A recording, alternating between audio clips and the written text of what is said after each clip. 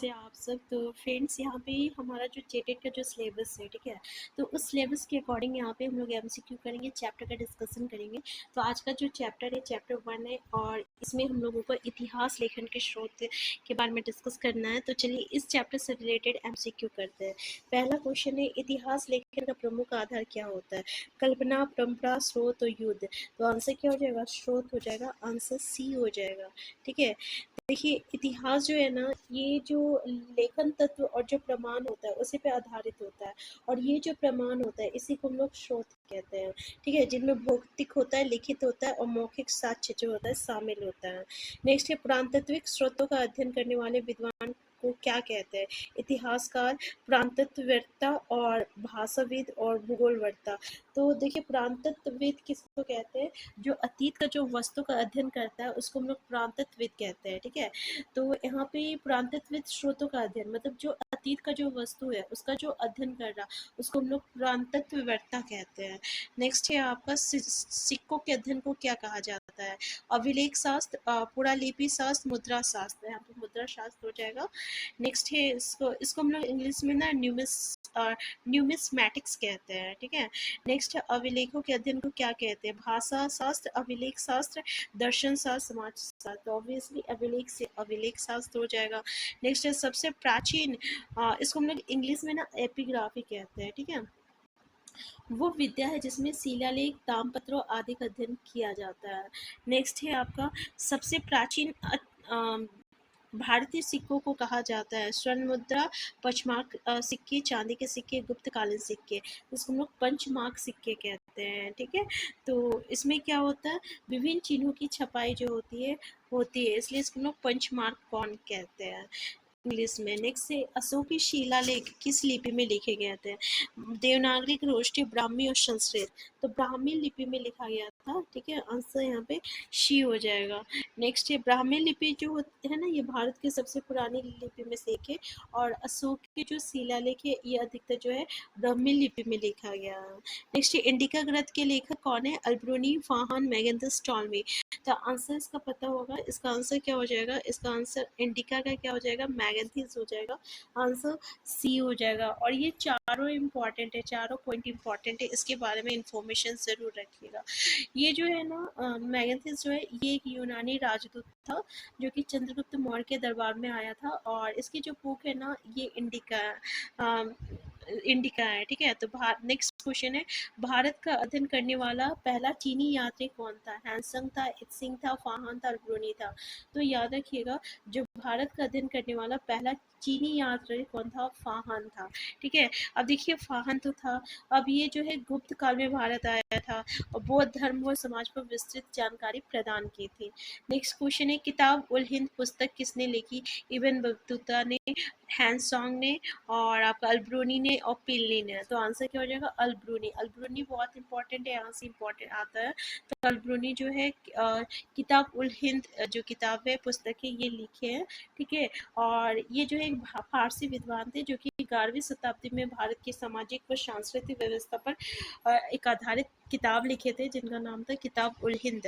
Next है, मौर्य काल में प्रमुख रूप से किस लिपि का उपयोग किया जाता है? ब्राह्मी का, नागरी का, अरबी का और तमिल का।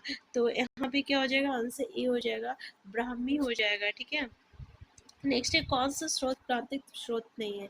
मूर्तियाँ, शिलालेख, चित्र और ये जो आत्मकथा है ना, ये प्रांतिक स्रोत में नहीं आता है। नेक्स्ट है, विदेशी यात्रियों से प्राप्त जानकारी किस प्रकार के स्रोत माने जाते हैं? ठीक है, किस प्रकार के स्रोत माने जाते हैं बताइए? मौखिक स्रोत है, प्रांतिक स्रोत है, साहित्यिक स्रोत है। तो आंसर क्या हो जाएगा हमारा? और नेक्स्ट क्या है? उपयोग सभी। तो ये जो है एक तरह का साहित्यिक स्रोत है। जो विदेशी यात्री जैसे कि फाहन आए थे, ठीक है, और वो जो है बौद्ध धर्म के बारे में बहुत सारी जानकारी इकट्ठा किया और उसके बारे में लिखे, तो वो क्या हो गया? एक साहित्यिक स्रोत हो गया।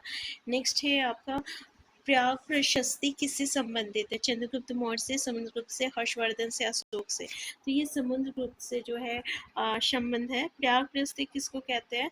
तो जो है इसकी राजाओं की प्रशंसा में जो लिखा जाता है उसको हम लोग प्रयाग प्रशस्ति कहते हैं। और प्रयाग प्रशस्ति जो है ये समुद्रगुप्त की उपलब्धियों का विवरण करता है और इसी जो है हरिसेन ने लिखा था। नेक्स्ट है संगम साहित्य किस भाषा में लिखा गया है? संस्कृत में, तमिल में, प्राकृत में और ब्राह्मी में। तो ये तमिल भाषा में लिखा गया है, ठीक है, आंसर बी हो जाएगा। तो इसमें ये एक प्राचीन साहित्य है जो कि चेर, चोल और पांडे राजाओं के शासन में लिखा गया था, इसलिए इसका नाम जो है संगम साहित्य पड़ा। नेक्स्ट है फाहन ने भारत यात्रा किस शासक के काल में की थी? समुद्रगुप्त, हर्षवर्धन, चंद्रगुप्त, विक्रमादित्य और अशोक। तो आंसर यहाँ पे हम लोगों का चंद्रगुप्त विक्रमादित्य हो जाएगा, आंसर सी हो जाएगा, ठीक है। नेक्स्ट क्वेश्चन है कौन सा ग्रंथ अर्थशास्त्र का मुख्य स्रोत है? मनुस्मृति, महाभारत, रामायण, कौटिल्य का अर्थशास्त्र। आंसर डी हो जाएगा, कौटिल्य का अर्थशास्त्र हो जाएगा, ठीक है। नेक्स्ट है हैंसन किस शासक के समय भारत आया था? समुद्रगुप्त, हर्षवर्धन, बिंदुसार और आपका अशोक। तो हर्षवर्धन जो है, हैंसन जो है ना, ये हर्षवर्धन के शासनकाल में आया था, जो कि 7वीं शताब्दी की बात कर रहा है, ठीक है। नेक्स्ट है अल-बिरूनी भारत किस उद्देश्य आया था? व्यापार, आक्रमण, धार्मिक प्रचार, अध्ययन। तो ये अध्ययन करने के लिए आया था। अल-बिरूनी जो है ना, ये आपका अध्ययन करने के लिए आया था, ठीक है। तो आंसर सी हो जाएगा। ये जो है मोहम्मद गजनी के समय जो है भारत के साथ भारत आया था, और इसका उद्देश्य ये था कि ये जो भारत का जो संस्कृति है, उसका धर्म जो है, उसका विज्ञान का अध्ययन करे। नेक्स्ट है आरंभिक अभिलेख किस लिपि में है? आरंभिक अभिलेख देवनागरी में है, ब्राह्मी लिपि में है। पता है ब्राह्मी लिपि खरोष्ठी है, रोमन है। ब्राह्मी लिपि क्या होता है? ठीक है, ये कौन सी लिपि है? ब्राह्मी लिपि है। तो भारत का जो अधिकांश प्राचीन अभिलेख जो है ये ब्राह्मी लिपि में लिखा गया है। जैसे कि आपको पता है कि अशोक का जो शिलालेख है ये भी ब्राह्मी लिपि में अधिकतर लिखा गया है। नेक्स्ट है किस काल में सबसे अधिक तांबे और चांदी के पंचमांक सिक्के प्रचलित हैं? मौर्य काल, गुप्त काल, संगम काल और वर्धन काल। तो ये मौर्य काल में, आंसर ए हो जाएगा। नेक्स्ट है भारत में सर्वप्रथम लिखित अभिलेख किस सभ्यता से मिला है?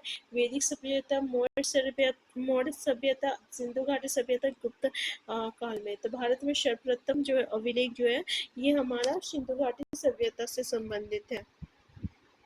नेक्स्ट क्वेश्चन है हर्षवर्धन के जीवन पर महत्वपूर्ण जानकारियाँ किस चीनी यात्री से प्राप्त होता है? फाहान, इब्न बतूता, हैंसंग, अल-बिरूनी। आंसर क्या हो जाएगा? हैंसोंग के द्वारा हो जाएगा, ठीक है। किसके बारे में? हर्षवर्धन से।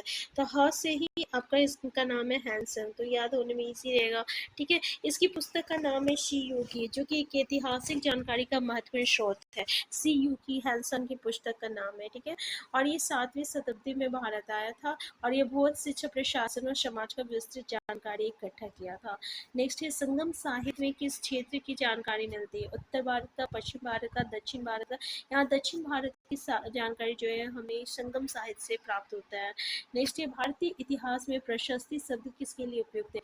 युद्ध की नीति, शांति समझौता, ये जो राजा का जो उपलब्धि होता है ना, उसका जो विवरण होता है ना, ये प्रशस्ति में दिया हुआ रहता है कि किस तरीके से राजा जो है मतलब युद्ध किया, और उसे जो है इतना मतलब कि वो क्या मिला क्या नहीं मिला, यानी जो भी उसकी उपलब्धि हो, किस तरीके से वो दूसरे राज्य को जीता, उसका अपने कब्जा किया, तो इस तरीके का वर्णन जो है देखने को मिलता है प्रशस्ति में। नेक्स्ट अर्थशास्त्र नामक ग्रंथ किसने लिखा है? भास ने लिखा है, बाणभट्ट ने, चाणक्य ने, हर्षवर्धन ने। तो ये चाणक्य ने लिखा है, ठीक है। अर्थशास्त्र जो है चाणक्य ने लिखा है। आपको पता है ना, चाणक्य को ही हम लोग विष्णुगुप्त कहते हैं, कौटिल्य कहते हैं, और इसी के द्वारा रचित एक प्रसिद्ध ग्रंथ है, और जिसमें जो है शासन, अर्थव्यवस्था, विदेश नीति, युद्ध नीति का विवरण दिया हुआ है, और ये मौर्यकालीन प्रशासन को समझने का एक महत्वपूर्ण जो है स्रोत है, हम लोग कह सकते हैं। नेक्स्ट है त्रिपिटक किस धर्म का प्रमुख स्रोत है? जैन का, बौद्ध का। तो आपको पता है ये बौद्ध धर्म का है ना, त्रिपिटक, आंसर बी हो जाएगा। ये पाली भाषा में लिखा है, ये भी याद रखिएगा। इसमें विनय पिटक हो गया, शुद्ध पिटक हो गया, और अभिधम पिटक शामिल है, जो कि बौद्ध भिक्षु का जो जीवन है ना, उसकी शिक्षा, उसके विचारों से इसका वर्णन करता है। नेक्स्ट इब्न बतूता किस देश का यात्री था? चीन, अरब, ये मोरक्को का था, ठीक है। आंसर सी हो जाएगा यहाँ पे। नेक्स्ट है तामपद किस प्रकार का स्रोत है? मौखिक स्रोत, प्रांतिक स्रोत, साहित्यिक स्रोत। तो ये एक प्रांतिक स्रोत हो जाएगा, आंसर बी हो जाएगा। नेक्स्ट है रामायण और महाभारत किस प्रकार का ग्रंथ है? धार्मिक निबंध है, ये महाकाव्य है, ठीक है। आंसर बी हो जाएगा, महाकाव्य हो जाएगा। रामायण जो है वाल्मीकि द्वारा लिखा गया है, महाभारत जो है व्यास के द्वारा लिखा गया है। दो प्रमुख संस्कृत महाकाव्य जो केवल धार्मिक ग्रंथ ही नहीं बल्कि सामाजिक, राजनीतिक राजनीतिक और सामाजिक सांस्कृतिक जीवन के बारे में भी वर्णन करता है। नेक्स्ट है पेरिप्लस ऑफ द एरिथियन सी, एक महत्वपूर्ण स्रोत है। ये किस भाषा में लिखा गया है? तो ऑब्वियसली ये यूनानी भाषा में लिखा गया है। यूनानी लेखक द्वारा प्रथम द्वितीय शताब्दी में लिखा गया एक व्यापारिक दस्तावेज है, जिससे हम भारत रोम व्यापारिक संबंधों और बंदरगाहों की जानकारी हमें मिलती है। ठीक है, तो आज के क्लास में यहीं तक रखते हैं। इससे आगे का क्वेश्चन जो हम लोग नेक्स्ट क्लास में डिस्कस करेंगे। तो देखिए यहाँ पे बहुत ही इंपॉर्टेंट क्वेश्चन हम लोग सिर्फ टॉपिक वाइज डिस्कस कर रहे हैं। अगर आप इतना जो है कर लेते हैं तो आपके लिए बहुत ही ईजी हो जाएगा इस सिस्टम में मार्क्स लाना। ठीक है, तो हम आज के क्लास यहीं तक रखते हैं, हम फिर मिलते हैं। Thank you.